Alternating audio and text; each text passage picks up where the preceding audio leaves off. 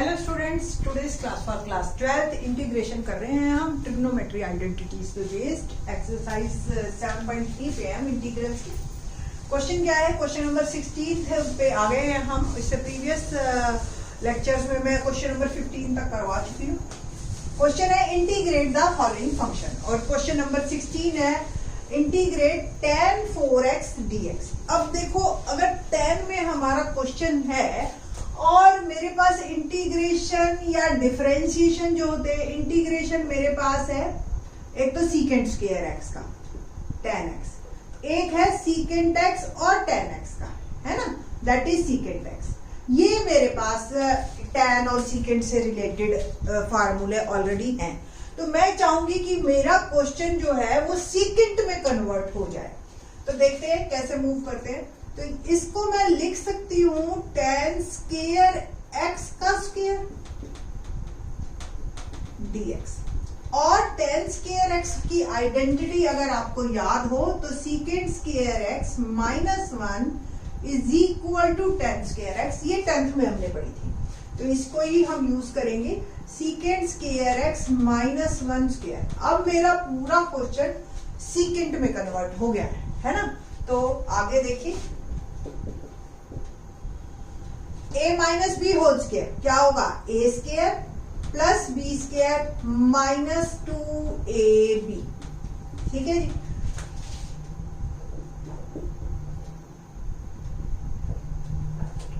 Next, अब आपको देखो, इसका इंटीग्रेशन भी कर दूंगी मैं x, इसका भी हो जाएगा सीधा tan x, मुझे पता है। सीकेंट 4 फिर से प्रॉब्लम क्रिएट कर रहा है, तो सीकेंट 4 इसको तो मैं अलग कर देती हूँ, +1 माइनस इसका अलग इंटीग्रेशन और इसका अलग इंटीग्रेशन, 3 पार्ट में मैंने डिवाइड कर दिया। Let's consider it as a I. ये आई बन गया, तो ये भी आई, और इसको हम इन दोनों का तो देखो इंटीग्रेशन अभी हो जाएगा। इसका थोड़ा सा अभी लेंथी प्रोसीजर है, तो लेट ये इसको हम I1 एज्यूम कर लेते हैं और फिर इसका अलग से कर लेते हैं। ठीक है जी। तो I बिकम I1 प्लस 1 का integration x minus 2 secant square, 2 बाहर, और सीकेंट स्क्वायर x का अभी हमने इंटीग्रेशन जो लिखा था क्या था? tan x। ठीक है जी। तो ये आ गया tan x।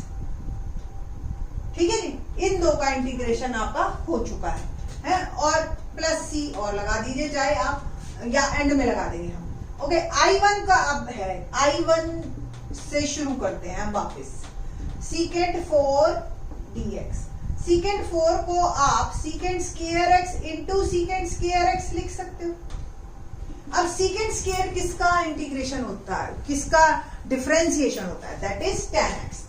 तो हम जो अभी आइडेंटिटी हमने की थी कि सीकेंट स्क्वायर x 1 प्लस, ये 10th की आइडेंटिटी है, इसको हम लिख देंगे 1 plus tan square x secant square x dx। ठीक, अब आपकी मर्जी है, tan x को आप t पुट कर दीजिए, differentiation with respect to x। तो tan x का हो गया सीकेंट स्क्वायर x, और ये हो गया dt बाय dx। तो dt की वैल्यू आ गई मेरे पास secant square x dx। Overall हमारे पास जो सिचुएशन आई वो आ गई है integration of 1 plus t square और secant square x dx dt। ठीक है जी, ये dt plus t square dt। ठीक, dt का इंटीग्रेशन t और टी स्क्वायर का t क्यूब बाय 3। t की वैल्यू वापस पुट कीजिए, क्या I1 की वैल्यू आई कुल मिला के मेरे पास tan x plus 1/3 tan cube x। ठीक है जी, प्लस c, वापिस I1 की वैल्यू इसमें डालिए, पुट I1 in 1। तो I become I1 tan x plus 1/3 tan cube x plus x minus 2 tan x plus c, ये वाला भी और ये वाला भी, तो ये दोनों c मिलके nu c, और ये 2 tan x और माइनस 2, तो इसको पहले मैं tan क्यूब को पहले लिख रही हूं, minus tan x plus X plus C is my answer. यानी कि integration of 10 raised to power 4x इज 1/3 10 cube x minus 10x plus x plus. ये था हमारा क्वेश्चन नंबर 16। क्वेश्चन नंबर 17 देखते हैं क्या है। क्वेश्चन नंबर 17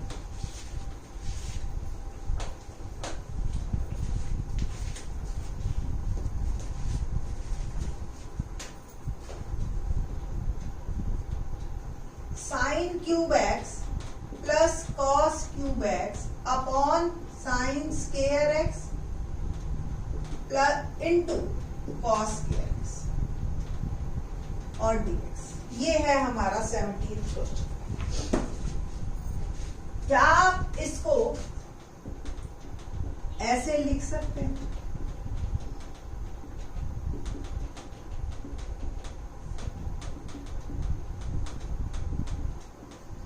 ठीक है, अब दो तो कट गए, एक रह गया।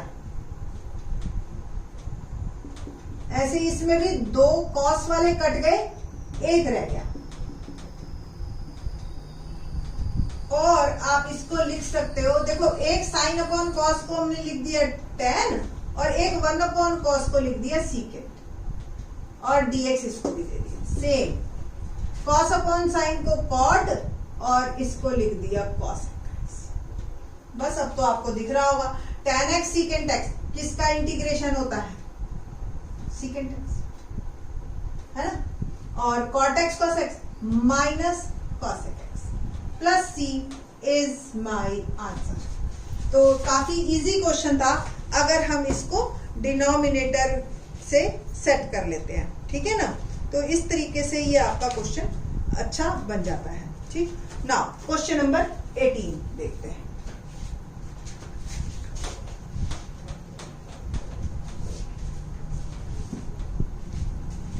क्वेश्चन नंबर 18 आप दो तरीके से कर सकते हो, या चलिए plus 2 sine square x upon cos square x. ये क्वेश्चन है आपका।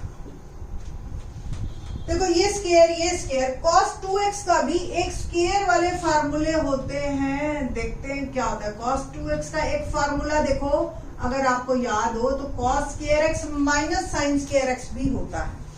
ठीक है, तो बस हम उसी को ही लगाते हैं। या एक और भी है 1 माइनस 2 साइन स्क्वायर एक्स। अभी हमने याद है इन्हीं क्वेश्चन में 7.3 की प्रीवियस लेक्चर में आपको याद हो मैंने 1 minus cos x 2 sine square x by 2 बताया था। ठीक है, अगर एंगल x है तो यहाँ x बाई 2 है, और अगर यहाँ एंगल 2x है तो ये सीधा। आप कोई भी फार्मूला बन लगाइए, पहुंचेंगे आप वहीं पे ही जहां पे एक ही। तो cos 2x का अगर फार्मूला आपने cos square x minus sine square x लगाया, ठीक है, तो ये cos स्क्वायर x। आप देख रहे हो एक साइन कट गया, cos square x plus sine square x है ना। एक माइनस एक प्लस, प्लस के दो है तो एक प्लस का बच गया। और cos square theta plus sine square theta क्या होता है? 1। तो 1 अपॉन cos स्क्वायर x dx, और 1 अपॉन cos स्क्वायर x क्या होता है? सीकेंट स्क्वायर dx, और integration of secant square that is tan x plus is my answer. ठीक है ना, आसान है। अगर आप यहीं पे ये वाला फार्मूला लगाते cos 2x का, suppose 1 minus 2 sine square x, आपको याद होगा डेफिनेटली, तो प्लस 2 साइन स्क्वायर x, ये यहीं से ही आप सीधा यहाँ पे पहुंच जाते विद इन 1 स्टेप। तो ये आपको उस वक्त याद आने पे डिपेंड करता है कि आपका कौन सा फार्मूला आपने यहाँ लगाना है। ठीक है, 2 स्टेप बाद में आप मूव कर गए, उससे कोई फर्क नहीं पड़ता, बट कॉन्फिडेंस से मूव करना। ठीक है, क्वेश्चन नंबर 19 देखते हैं। क्वेश्चन 19 में 1 upon sine x cos cube x dx, ये। अब ऊपर वाले 1 को आप जैसे sine square theta plus cos square theta 1 होता है ना, तो same sine square x plus cos square x भी 1 होता है, तो 1 को भी तो वापस हम लिख सकते हैं। तो this one can be written as sine square x plus cos square x और sine x cos cube x. बस अब प्रीवियस क्वेश्चन की तरह ही आप दोनों को अलग अलग लिख दीजिए।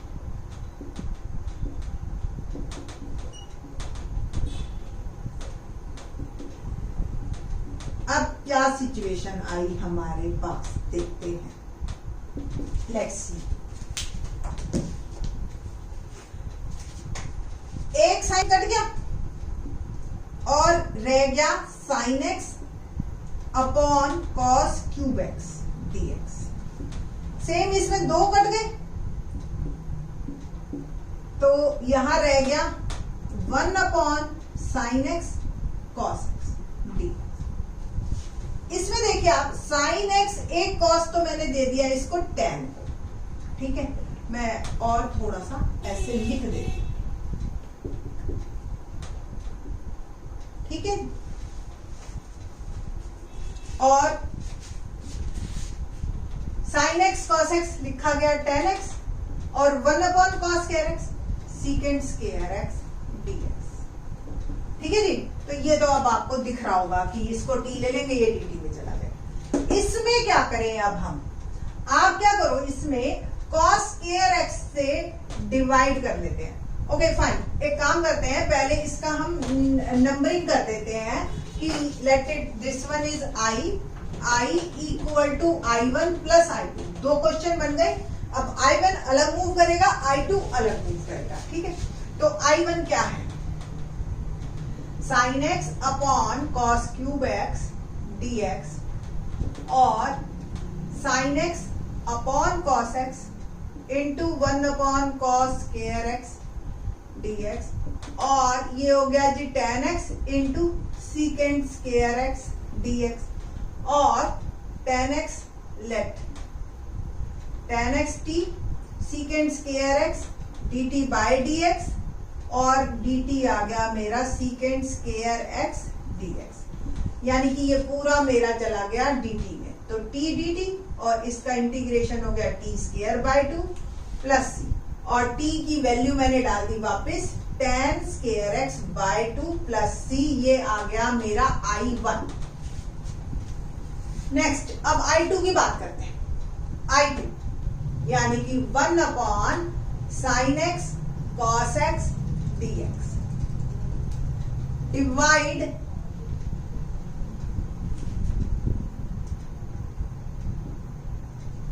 Numerator and denominator by cos square x। तो 1 अपॉन cos square x dx और sin x cos x अपॉन cos square x। ऊपर वाला 1 अपॉन cos square चला गया सीकेंट स्क्वायर और नीचे वाला एक कैंसल हो गया और sin cos बन गया tan। आई थिंक सो अब भी आपको अच्छी तरह से समझ आ गया होगा। इसमें आप फिर से tan x को t1 ले लेना या कोई और नाम ले लो, z ले लो, क्योंकि एक ही क्वेश्चन में सेम को मत पुट कीजिए आप। Differentiation with respect to x, तो ये secant square x dz by dx और dz आ गया मेरा सीकेंट स्क्वायर x dx। तो ये मेरा चला गया dz में अपॉन z, ये हो गया log z और z की वैल्यू मैंने वापस पुट की tan x, ठीक है जी, प्लस। बस अब हमने i1 और i2 दोनों पुट कर देंगे। तो i become i1 tan square x bye 2 plus c plus log tan x plus c, c और c become a new c, tan square x bye 2 plus log tan x plus c is my answer, ठीक है जी। तो इस तरीके से ये आपका question complete होता है, ठीक है जी।